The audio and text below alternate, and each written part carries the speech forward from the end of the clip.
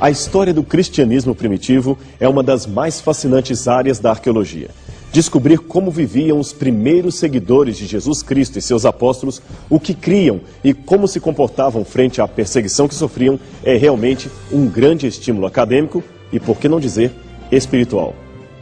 As famosas catacumbas de Roma são um especial elemento de estudo para a compreensão deste cristianismo primitivo. Muitas importantes revelações nos vêm deste tipo de construção que serviu por anos de sepulcro para os cristãos daquela época, muitos dos quais morreram mártires, isto é, entregaram sua vida por amor daquilo que criam, uma atitude deveras ausente nos tempos em que vivemos.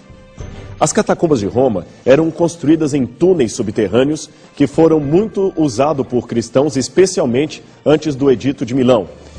Ainda hoje, algumas delas são abertas para turistas que visitam a Itália. Uma das catacumbas mais visitadas em todo o mundo é a de São Calixto, que fica na saída de Roma pela antiga Via Ápia. Ela ocupa uma área de 15 hectares de terreno e está estruturada em 5 andares que ficam embaixo da terra, numa profundidade de cerca de 20 metros. São mais de 20 quilômetros de corredores que levam aos diversos túmulos, onde descansaram corpos de pessoas que viviam na época dos apóstolos ou no período imediatamente posterior ao seu falecimento. A primeira e mais forte impressão é que as catacumbas nos contam a história de uma igreja mártir.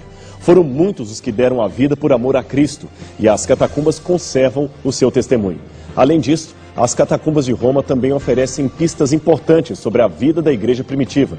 Quais seriam as suas crenças?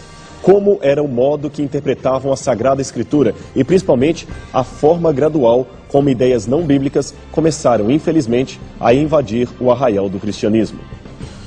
É difícil traçar a origem da palavra catacumba. Algumas fontes dizem que ela se origina do grego katá, que significa segundo ou embaixo de, mas a palavra kombê, que quer dizer escavação. Eram, enfim, corredores subterrâneos, aonde os cristãos primitivos sepultavam seus entes queridos. Durante o reinado de Augusto, Roma cresceu exponencialmente. Dizia-se que a sua glória foi ter achado uma Roma de tijolos e a deixado uma Roma de mármore. Em muitos lugares, houve a exploração de pedreiras que circundavam a cidade para a extração do material necessário às obras públicas. Daí surgem 2 hipóteses para as primeiras catacumbas.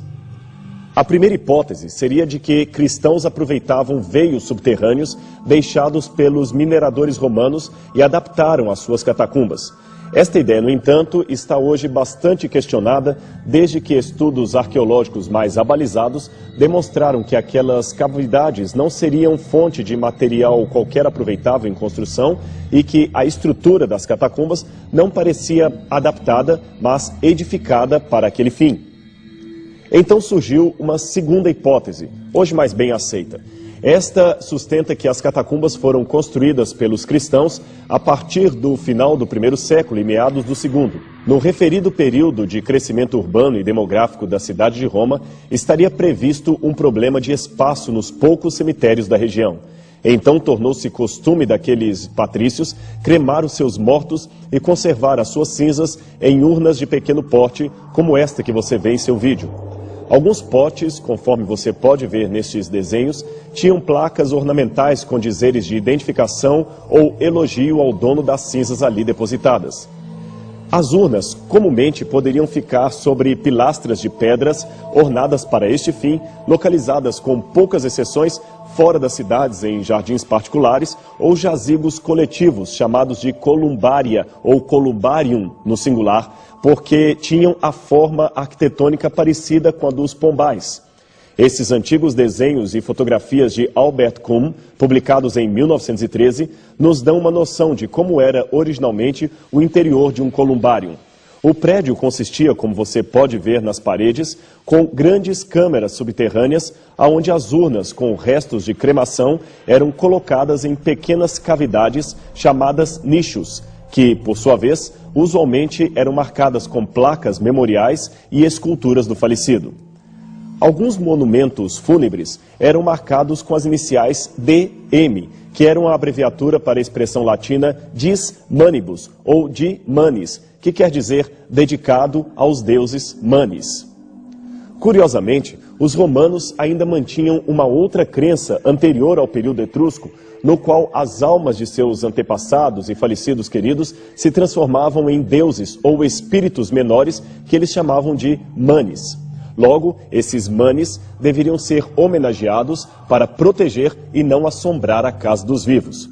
Os manes, assim pensavam os romanos, estariam espiritualmente relacionados com os genii, que deram origem à palavra e à ideia de gênio, gênio bom, gênio mau, e também aos de penates, que por sua vez deu origem à crença das almas penadas.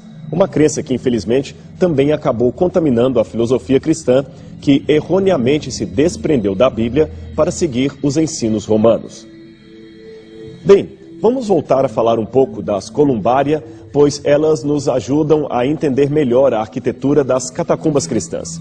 Esta é a necrópolis de Porta Romana, escavada pela primeira vez pelo arqueólogo italiano Pietro Ercole Visconti, em 1855.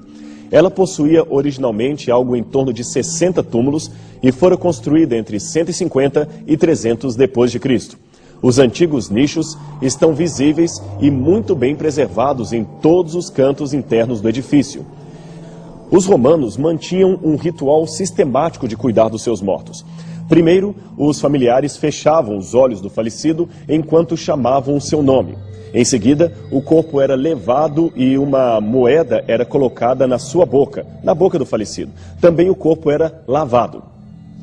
A moeda colocada ali junto com o falecido era para pagar Caronte, o barqueiro que, segundo a crença popular romana, transportava as almas dos mortos até os portais do mundo subterrâneo. O estatuto social também era um fator importante no funeral romano. Os mortos eram postos em exposição, como se fosse o atual velório, e o tempo dessa exposição dependia da posição do falecido, daquele cargo que ele tinha na sociedade. Os membros da alta classe, como a nobreza, eram habitualmente postos em exposição até por uma semana inteira, dando oportunidade a que muitos pudessem vir e lamentar ou até prestar os seus últimos respeitos ao falecido. Os membros da classe baixa da sociedade, por sua vez, eram habitualmente cremados depois de só um dia de exposição. Depois da dita exposição, seguia-se uma procissão funerária. Os funerais romanos eram tipicamente feitos de noite para evitar grandes aglomerações de pessoas e para desencorajar multidões de lamentos excessivos que, no caso de figuras políticas influentes, poderia levar a uma séria confusão de Estado.